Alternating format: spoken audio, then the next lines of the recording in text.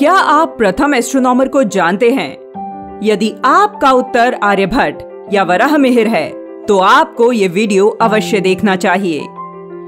1500 वर्ष पूर्व जन्मे आर्यभट्ट ने 0 दिया, परंतु आर्यभट्ट से 6000 वर्ष पूर्व ही ग्रह नक्षत्रों की स्थिति का ठीक ठीक गणित लगाया जा चुका था। इतना ही नहीं, इस पर एक विस्तृत ग्रंथ भी संकलित किया गया था। कहने को तो यह ग्रंथ हमारा भूतकाल है, किंतु इसके बिना न तो हम अपना वर्तमान सोच सकते हैं और न ही भविष्य, जिसके अनुसार आज भी मनुष्य के जन्म, विवाह से लेकर मृत्यु तक की गणना की जाती है। यह ग्रंथ है रामायण और महान खगोल शास्त्री हैं महर्षि वाल्मीकि। बहुत ही कम लोग जानते होंगे कि सृष्टि के प्रथम वैज्ञानिक और आदि कवि महर्षि वाल्मीकि आदि खगोल शास्त्री भी हैं। महर्षि वाल्मीकि का जन्म अश्विन शुक्ल की पूर्णिमा को हुआ था। वे भगवान श्री राम के समय के प्रकांड विद्वान और संस्कृत ज्ञाता थे।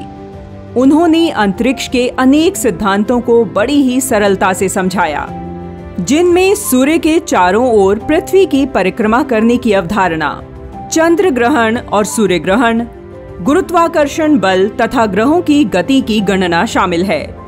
खगोल शास्त्र पर वाल्मीकि जी की पकड़ उनकी रचना रामायण से सिद्ध होती है। आधुनिक सॉफ्टवेयर्स के माध्यम से यह साबित हो गया है कि रामायण में उनके द्वारा दी गई खगोलीय जानकारी एकदम सटीक है। जो वर्णन रामायण में जिस वर्ष, तिथि और समय पर दिया गया है, उन्हें इन सॉफ्टवेयर्स में डालने पर हूबहू वैसे ही चित्र सामने आते हैं। इसका एक उदाहरण है रामायण में भगवान श्री राम के जन्म से संबंधित बालकांड।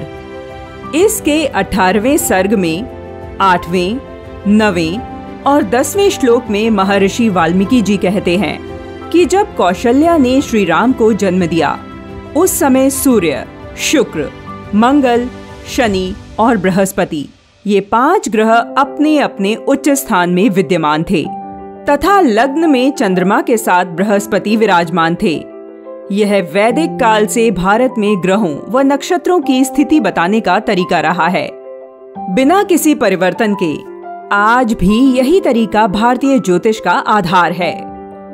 भारतीय वेदों पर वैज्ञानिक शोध संस्थान की पूर्व निदेशक सरोज बाला ने 16 वर्ष के शोध के बाद एक पुस्तक रामायण की कहानी विज्ञान की जुबानी में कई दिलचस्प तथ्य उजागर किए हैं। सरोज बाला के अनुसार श्री राम जन्म का जो वर्णन रामायण में है, वही सॉफ्टवेयर में डाला जाए तो उसमें अयोध्या के अक्षांश और रेखांश 27 डिग्री उत्तर और 82 डिग्री पूर्व में 5114 वर्ष ईसा पूर्व को दोपहर 12 से 2 के बीच का समय दिखाई पड़ता है। ये दिन चैत्र माह के शुक्ल पक्ष की नवमी तिथि थी। यह वही समय व तिथि है जिसमें संपूर्ण भारत में रामनवमी मनाई जाती है।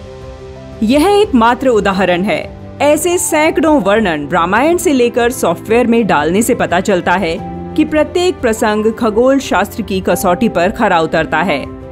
इससे यह भी स्पष्ट हो जाता है कि राम कोई मिथक नहीं और रामायण कोई कल्पना की उड़ान या माइथोलॉजी नहीं है, जिसका कि अंग्रेज और राष्ट्र विरोधियों ने सिद्ध करने का प्रयास किया है। यदि आपको भारतीय खगोल विद्या के तथ्यों को जानने में रुचि है, तो आदि खगोल शास्त्री महर्षि वाल्मीकि की लिखी रामायण को अवश्य पढ़ें।